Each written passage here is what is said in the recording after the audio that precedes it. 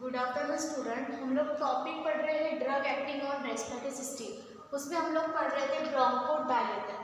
तो last lecture में हम लोगों ने आप लोगों को कि क्लासिफिकेशन बताया था। ओके, तो इस बार हम लोग देखेंगे कि जो मैंने आप लोगों को क्लासिफिकेशन में जो क्लास पढ़ाए थे, जैसे फर्स्ट था सिम्पैथोमाइमेटिक अमाइन, सेकंड था एंटीकोलिनर्जिक ड्रग, थर्ड था फॉस्फोडाइएस्टरेज इनहिबिटर। तो इस क्लास में जो हम लोगों ने एग्जाम्पल पढ़े हैं ड्रग के, तो उसमें जो उसकी ये जो ड्रग है उसकी मैकेनिज्म ऑफ एक्शन क्या है, उसकी फार्माकोलॉजिकल एक्शन क्या है, तो हम लोग वो आज पढ़ने वाले हैं। तो यहाँ पे पहला जो क्लास था वो है सिम्पैथोमाइमेटिक अमाइंस। तो सिम्पैथोमाइमेटिक अमाइंस में जितने भी ड्रग्स आते हैं तो वो किस तरह से हमारे बॉडी में एक्ट होते हैं, किस तरह से फार्माकोलॉजिकल एक्शन देते हैं। तो यहाँ पे देखें कि sympathomimetic amine drug act on A beta receptor. जो बीटा रिसेप्टर है जो रेस्पिरेटरी सिस्टम प्रेजेंट रहता है, तो ये जो ड्रग्स है ये किस पे एक्ट होते हैं, बीटा रिसेप्टर पे एक्ट होते हैं। तो ये जो सिम्पैथोमाइमेटिक वाले ये जो ड्रग्स है ये क्या कर रहे हैं कि इंक्रीज द एडेनिन साइक्लेज एक्टिविटी। ये जो एडेनिन साइक्लेज है ये एडेनिन साइक्लेज एंजाइम में, ये एंजाइम सेल में प्लाज्मा मेम्ब्रेन पे प्रेजेंट रहता है। तो ये क्या कर रहा है, इसका फंक्शन क्या है कि एडेनिन साइक्लेज क्या कर रहा है कि सिंथेसाइज दिस साइक्लिक एएमपी।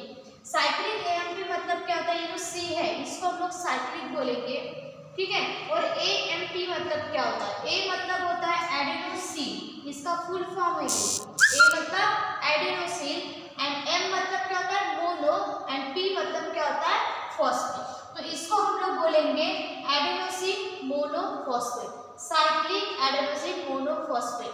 ये कौन सिंथेसाइज कर रहा है, ये एडेनिन साइक्लेज कर रहा है, क्योंकि इसकी एक्टिविटी ये सिम्पैथोमाइमेटिक वाले जो ड्रग्स है ये इसकी एक्टिविटी बढ़ा है। ओके, फिर ये साइक्लिक एएमपी किससे फॉर्म हो रहा है, एटीपी।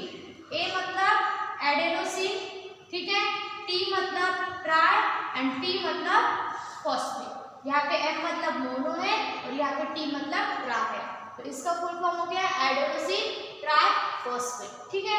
एक बार मैं फिर से बताती हूँ आप लोगों को कि sympathomimetic amines drug act on A beta receptor, ठीक है। तो ये सिम्पैथोमाइमेटिक ड्रग क्या कर रहा है, इंक्रीज द एडेनिन साइक्लेज एक्टिविटी बढ़ा रहे, और एडेनिन साइक्लेज का फंक्शन अगर देखते हैं हम लोग to synthesize the cyclic AMP, और साइक्लिक एएमपी किससे फॉर्म हो रहा है, एटीपी मतलब एडेनोसिन ट्राइफॉस्फेट, ठीक है। तो साइक्लिक एएमपी की वजह से क्या हो रहा है, inhibit the slow reacting substances.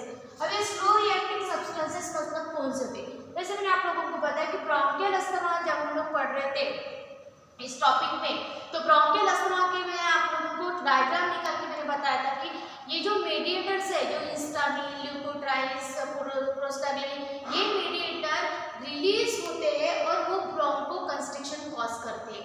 तो ये जो मेडिएटर है ये स्लोली रिलीज हो रहे हैं, तो स्लोली रिलीज हो रहे हैं उसी को हम लोग बोलेंगे स्लो रिएक्टिंग सब्सटेंसेस। तो ये साइक्लिक एएमपी उसको इनहिबिट कर रहा है, किसको, स्लो रिएक्टिंग सब्सटेंसेस को। स्लो रिएक्टिंग सब्सटेंसेस मतलब histamine, leukotrienes, prostaglandin, other factor, या फिर जिससे भी ये ब्रोंको कंस्ट्रिक्शन कॉज हो रहा है उसको क्या कर रहा है, वो इनहिबिट कर रहा है, ठीक है। और उसकी वजह इसको इनहिबिट किया, ये क्या कॉज कर रहे हैं, ब्रोंको कंस्ट्रिक्शन, और इसको इनहिबिट किया तो क्या होगा फिर ब्रोंकोडायलेशन। इसलिए सिम्पैथोमाइमेटिक अमाइंस क्या कर रहे हैं, ब्रोंकोडायलेशन वाली एक्शन देते हैं, ठीक है। नेक्स्ट सेकंड जो क्लास था वो था एंटीकोलिनर्जिक ड्रग।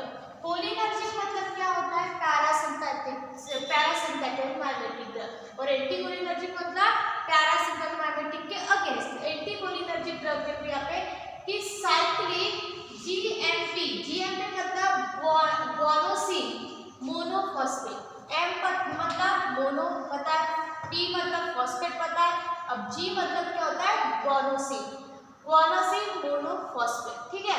ये क्या कर रहा है, ये क्या है, एक एंजाइम है। ये एंजाइम का फंक्शन अगर हम लोग देखते हैं तो ये contraction relaxation of A muscle में ये इन्वॉल्व रहता है। तो ये एंटीकोलिनर्जिक ड्रग क्या कर रहे हैं, इसका जो कॉन्सेंट्रेशन है वो क्या कर रहे हैं, कम कर रहे हैं। इसका कॉन्सेंट्रेशन कम करने की वजह से ये जो इन्वॉल्व हो रहा था कॉन्ट्रैक्शन में या फिर कंस्ट्रक्शन, ये इन्वॉल्व नहीं होगा, ठीक है। और इसका restore balance between cyclic AMP, ये साइक्लिक एएमपी एंड जीएमपी में बैलेंस क्या करता है, मतलब बैलेंस रखता है, रिस्टोर करता है बैलेंस को। ओके, तो ये हो गया एंटीकोलिनर्जिक। जैसे मैंने आप लोगों को बताया कि ATP, cyclic AMP, cyclic GMP, इसका फुल फॉर्म जो है वो याद रखना है, क्योंकि आगे जाके भी ये वर्ड्स आने वाले हैं आप लोगों को, तो इसका फुल फॉर्म याद रखना। देन थर्ड जो था हमारा क्लास वो था फॉस्फोडाइस्टरेज इनहिबिटर। ये फॉस्फोडाइस्टरेज ये क्या है, एक एंजाइम है। ये भी एंजाइम जैसे सेल में प्रेजेंट रहता है और ये क्या कर रहा है, फॉस्फोडाइस्टरेज, सिर्फ ये phosphodiesterase enzyme reduce the cyclic AMP. और आपको रिड्यूस चाहिए कि साइक्लिक एएमपी, इसमें नहीं, साइक्लिक एएमपी की लेवल इंक्रीज चाहिए ताकि वो जो स्लो सब्सटेंसेस है, स्लो रिएक्टिव सब्सटेंस, उसको इनहिबिट कर सके। तो क्या होता है, हम लोग क्या देना चाहिए फिर, फॉस्फोडाइस्टरेज इनहिबिटर।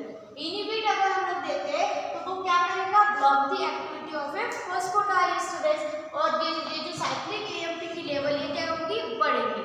ओके, तो ये जो तीन क्लास है, पहला sympathomimetic amines, second anticholinergic drug and phosphodiesterase inhibitor, ये तीनों के मैकेनिज्म ऑफ एक्शन है, मतलब इसमें जो ड्रग्स आते हैं उसकी मैकेनिज्म ऑफ एक्शन है। देन हम लोग पढ़ेंगे ट्रीटमेंट ऑफ स्टेटस अस्थमैटिकस। जैसे मैंने आप लोगों को बताया कि ब्रोंकियल अस्थमा के तीन फॉर्म होते हैं, हम लोगों ने पढ़े हैं, तो उसमें जो सेकंड जो था वो स्टेटस अस्थमैटिक था।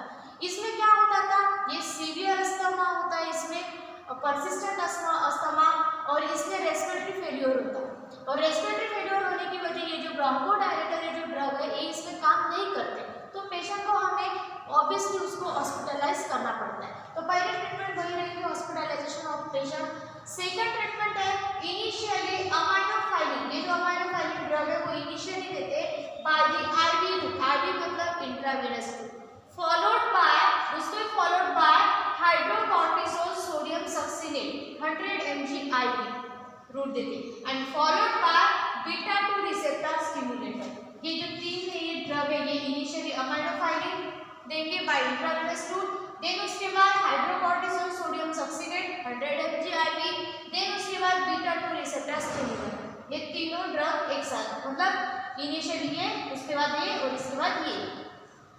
देन थर्ड ट्रीटमेंट है bronchial lavage to remove the mucus plug. Lavage का मतलब क्या होता है, रिमूव करना। तो ब्रोंकियल में जो म्यूकस सिक्रीशन हुआ है, इंक्रीज सिक्रीशन हुआ है ब्रोंकियल अस्थमा में, तो उसको रिमूव करने के लिए ब्रोंकियल लीवेज करना पड़ता है। देन है ब्रॉड स्पेक्ट्रम एंटीबायोटिक।